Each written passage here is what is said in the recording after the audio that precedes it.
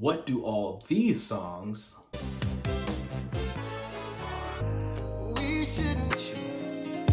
have in common? We'll talk about it in this video. What is going on, my friends? Eddie Walker here, and did you find time to figure out what these had in common? No?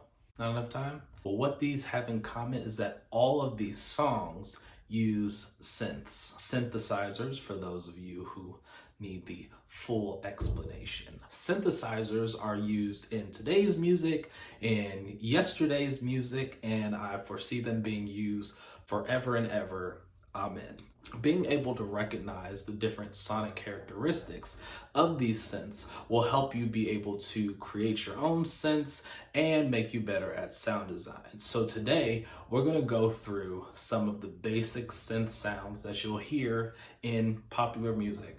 So we're going to go over 4 of the most common and basic synth sounds there are. The saw wave, the sine wave, the triangle wave, and the square wave. Let's talk about the saw wave. This is a saw wave. Looks pretty good, right? Your saw waves are going to be sharp, usually very bright sounds. Most of the time when you hear a saw wave, it's going to be simulating a brass instrument.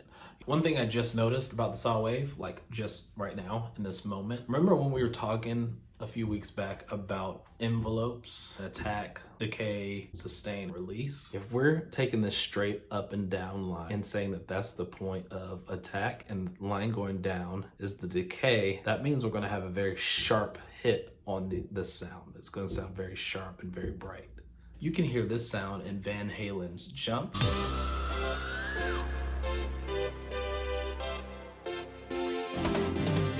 You can hear it in Prince's Controversy.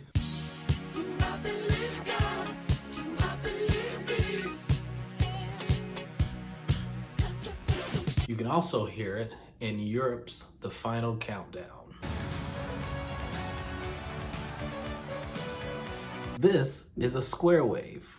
Man, I'm really good at this drawing thing. Square waves do a great job at simulating like a fluty type sound. In a lot of your early video games, the square wave was the source of a lot of the sounds. For example, in the classic game Tetris.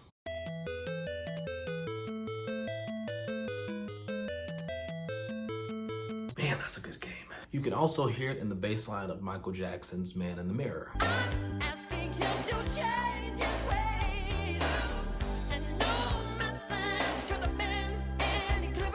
This is a sine wave. You may remember a sine wave if you ever took high school trigonometry. Nope.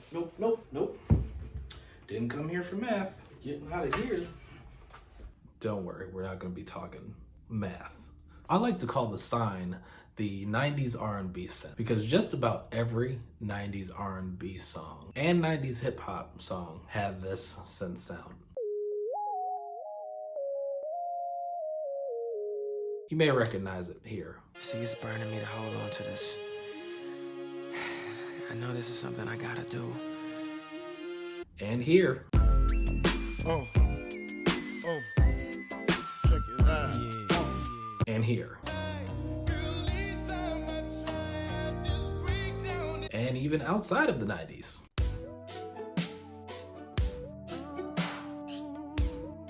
If you are a 90s kid, you will always be able to recognize what a sine wave sounds like. The next wave is a combination of 2 previously mentioned waves. Combine a sine wave and a sawtooth wave. You'll get our next wave, which is the triangle wave. Now I already know there's going to be some math majors that are going to tell me that that's not what it looks like, the combination. Listen, not a math guy. Music, sound, like no math. So the sound of a triangle wave sits right in the middle of the sonic characteristics of a sine wave and a sawtooth wave. It's not as rounded as a sine wave, and it's not as sharp as a sawtooth wave. This one is a little bit harder for me to hear, but you can hear it in this George Clinton song.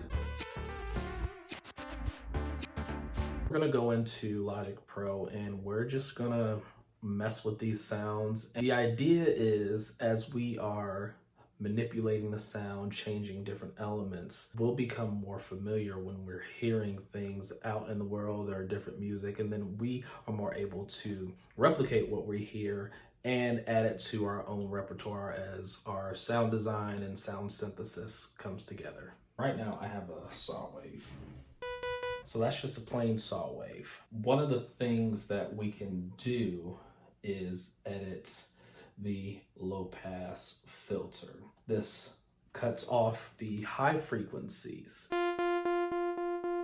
You can actually put an envelope onto this filter. We talked about that in an earlier video. Go check out my channel, go check it out. So if we go right click and go into, and we're gonna create a new envelope. As I move this up and down, this changes how far into the high frequencies we're going to go. So I like to turn the sustain all the way down for some of it, because you get different characteristics based on what you do with the envelope. So let's see.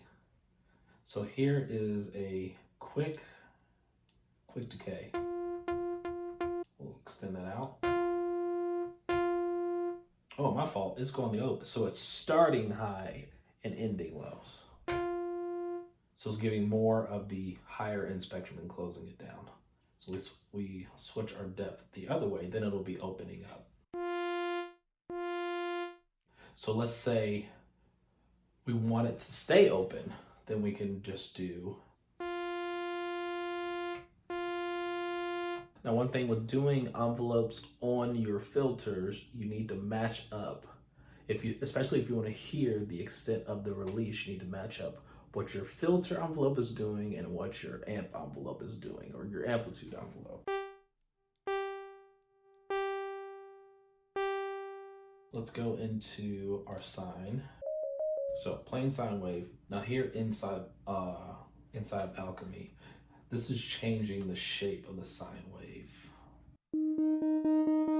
So notice it's starting to sound a lot more sharp, and it's sounding more like, almost like a sine wave. It'd be really cool if there was visual representation of this. You hear that, Apple? You hear that? Make it happen. We can mess with the resonance. There's our square wave. Let's try adding a low frequency oscillator, LFO. See what we can do with the triangle, all right? There we go.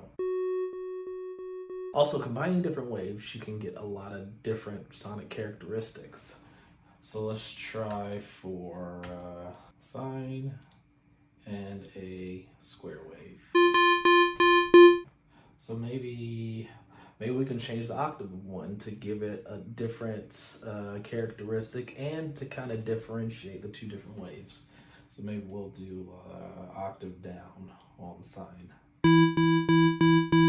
As you can see, you can definitely get into the weeds in this, so go out and try this for yourself. All right, my friends, that is a wrap for me today. Hopefully you learned something new about synths, and hopefully you'll listen to your music a little bit closer to hear the different sounds that are being used, and then you can take those sounds and put them in your own music and make a unique sound that is just uniquely you. As always, please make sure you like, make sure you subscribe, make sure you follow, make sure you tell your friends that there's this guy out here just making music and teaching you free stuff about music production.